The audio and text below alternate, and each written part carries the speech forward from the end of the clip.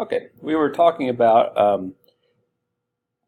polar and nonpolar covalent bonds. We talked about polar, and we said that one side tends to be negative. We used the Greek letter sigma, which looks kind of like a S with a loop at the bottom, and with negative, which means slightly negative. And we said the side over here would have a sigma positive, which just means it's positive. And we said this is polar covalent, or sometimes we will call this a dipole molecule because it has two poles, a positive and a negative side. Whereas the nonpolar over here, for example, does not. They share equally because they have exactly the same pull on the electrons, and so they are nonpolar. The electrons never get pulled to one side or the other. Right. Now, we said that there are three types of bonds. You have ionic bonds, covalent bonds, and metallic bonds.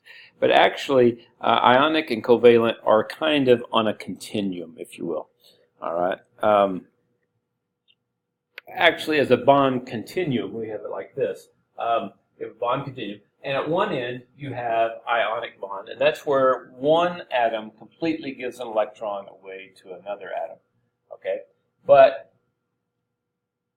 at the opposite end is non-valent covalent. This would be like two hydrogen atoms that are completely sharing the electrons. They never go to one side more than the other.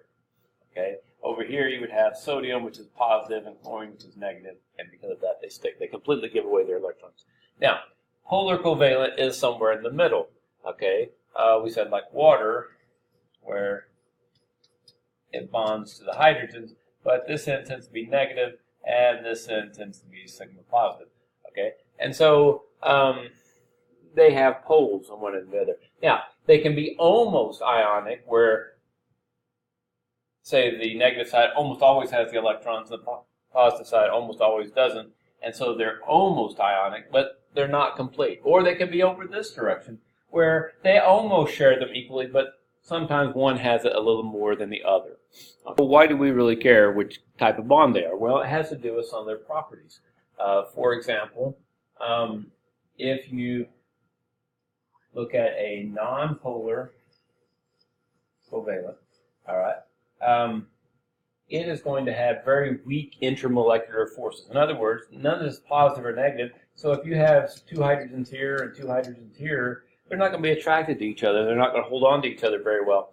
And so they tend to have low melting points and low boiling points. In fact, many of these, like hydrogen and oxygen and stuff that are highly nonpolar, are going to be gases at room temperature because we're way above their boiling point. They've turned into gases because they're not attracted to each other. They don't stick together, which is just as well. We won't want the air sticking to itself as we walk through it, but they have fairly weak intermolecular forces, and so they don't hold together very well. They're very easy to separate. Okay. At the other extreme, you have ionic. Ionic are positive and negative. They're like two magnets with opposite poles. They're going to be stuck to each other. Okay, so they are going to have very strong intermolecular forces. Okay, and because of that, they're going to have high boiling points, high melting points. Okay, and they are less likely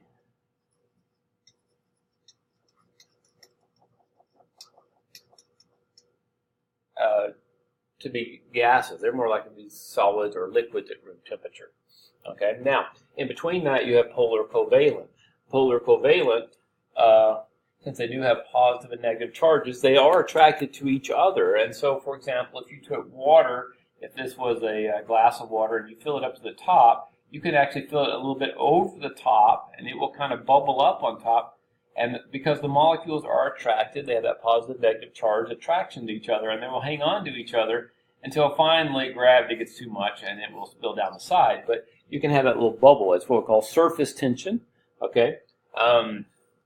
Also, we talk about if you're measuring things, we talk about the meniscus. If you have a graduated cylinder or something and you're messing it, the water, because it has positive and negative charges, will be attracted to the side of the wall, and it will pull other water molecules up with it. And so instead of laying straight across, it will pull up on each side and give you that little curved line. And so If you read the how much water you have to read this bottom line, because it's a little bit curving up the sides doesn't really count. It's not really that much, but it will actually try to crawl up the sides a little bit because of those charges and the attractions that it have with the container.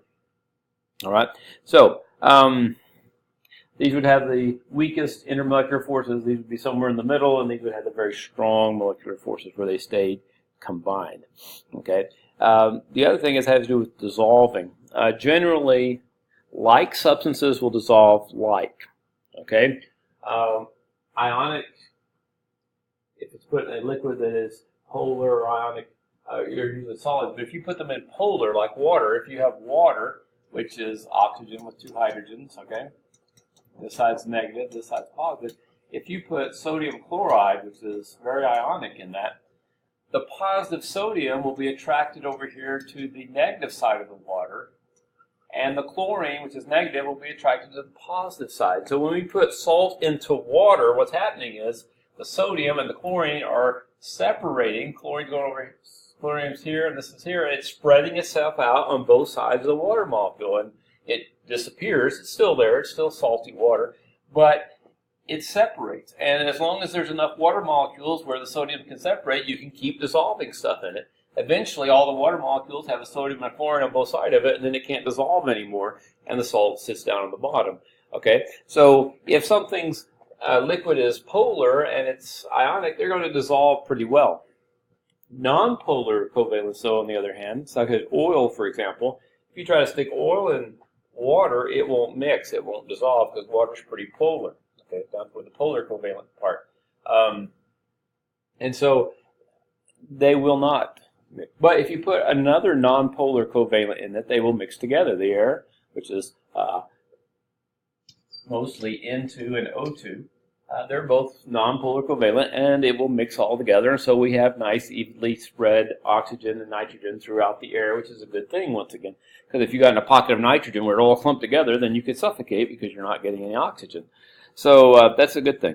So like dissolves like, which means polar will dissolve other polar, non-polar will dissolve other non-polar. Okay? Polar will also dissolve ionic. All right, now let's look at some of the attractions between the different types of molecules. About that, let's look at this real quick. This is just a chart of the periodic table showing a number underneath it. And the number is the electronegativity, okay, or the En number. And so it tells us how strongly it wants to hang on to its electrons. Now, the closer two atoms are to each other, so for example, say silver and sulfur, okay, there's not much of a difference there, okay, as compared to, say, sodium and sulfur, okay? So we would expect the bigger the difference is, the more it's going to be tilted toward that ionic continuum that we talked about, bond continuum.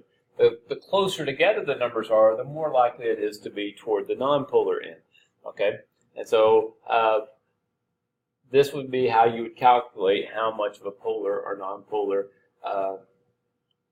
difference it is. You can actually subtract them, and if it's more than a certain number, we consider it ionic. And if it's less than a certain number, we consider it nonpolar. And if it's in between certain numbers, we consider it polar covalent. But it all has to do with how much they are attracted and pulling apart the electrons. If the nonmetal really pulls them over here, then it's going to be a polar covalent. If it doesn't, then they share them. The closer it is to equally, the closer they are to nonpolar. And so it just kind of slides back and forth on that scale. For example, ionic sodium, which is way off to the left, fluorine, which is the very most electronegative. If you put them, they're basically going to be ionic, because almost all the time, the sodium is going to give up its electron to the fluorine, and the fluorine is going to hang on to it. Okay. On the other hand, if you have hydrogen and fluorine, which is hydrogen fluoride, then it's going to be more of a sharing. It's going to be on one direction more than the other, because the fluorine really wants to pull it, so this end is going to be more negative. All right, and the hydrogen side is going to be a little more positive, but at least it's polar covalent because it does actually share. And then finally, if you have fluorine and fluorine, they're going to share it equally, so it would be exactly a nonpolar covalent bond because they're going to share it equally. What we look at is a induced dipole. Okay, normally we say, for example, oxygen is two oxygens sharing electrons, and they share them equally. So on either side is more positive or negative. But if you put oxygen in water, water does have a positive and negative side. These are the hydrogens over here, so it's positive. Okay, and here's the oxygen side over here, so it's negative. All right. If you put this oxygen toward it, the negative here will repel the electrons and push them over here to the other side. Okay, and so you end up with a slightly negative charge over here, and that makes this side a little more positive. All right, and that is what we call an induced dipole. If you were to take this water molecule away, then it would go back and become a nonpolar covalent molecule like it normally is. So basically, because you have a charge on this side from the water molecule, that will repel electrons over here to make it more negative, and will attract, make this side more positive. Okay. Now, this is a very weak bond.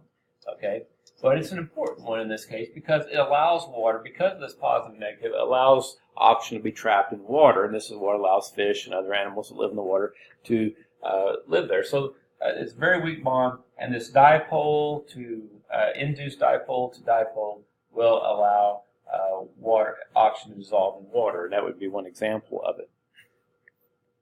I think this would be an induced dipole with a dipole, or polar molecule. Now, if you have two dipoles, it's a dipole-to-dipole interaction, two polar molecules such as water.